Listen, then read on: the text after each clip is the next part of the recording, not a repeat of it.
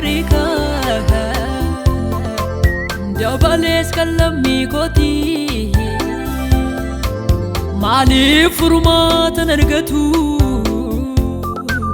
maaf nu dhiiftaman Oromaa keessatti garaan nama baay'ee duwwaadha adeemuuf mogolee nu butute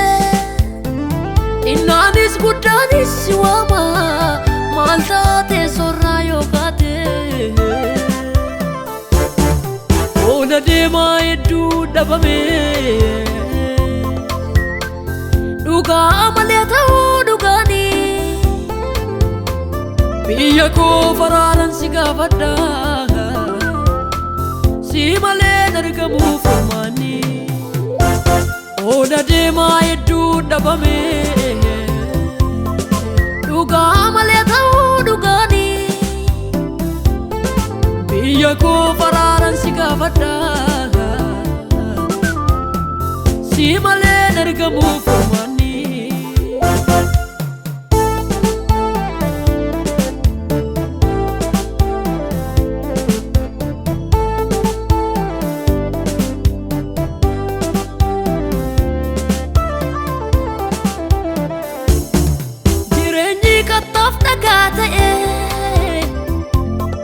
jiraachuuf hundumtuu mijatu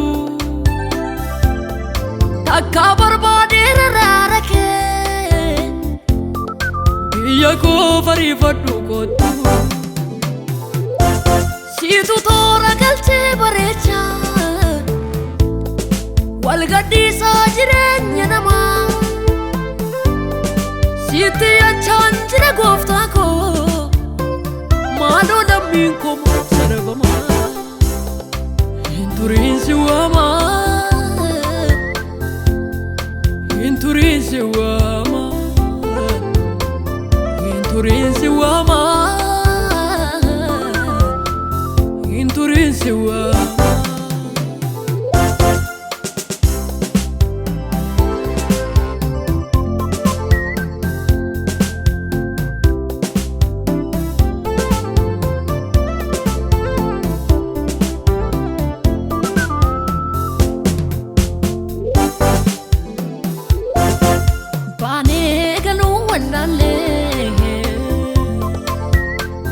inni bee matti jaalala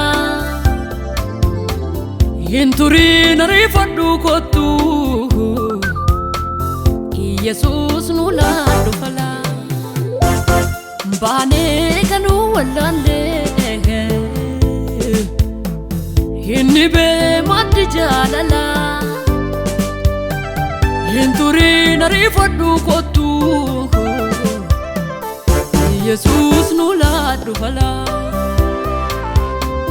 Ulee qajeelummaan dhabame guddaanis xinnaa irratti ka'a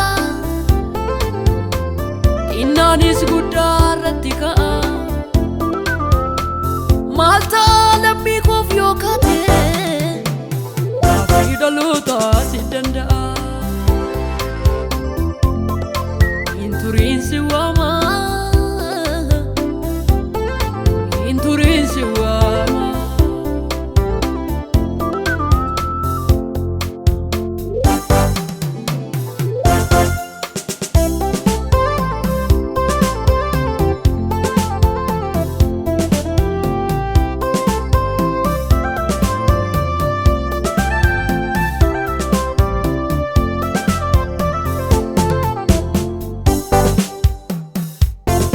humni keenya dhumeera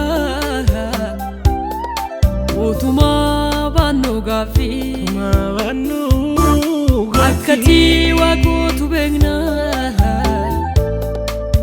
Yesuus nu kootti dafii humni keenya bu'eera mootummaa baannoo gaaffii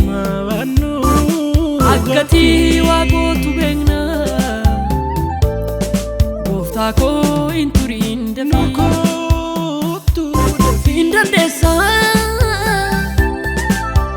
hin dandeessa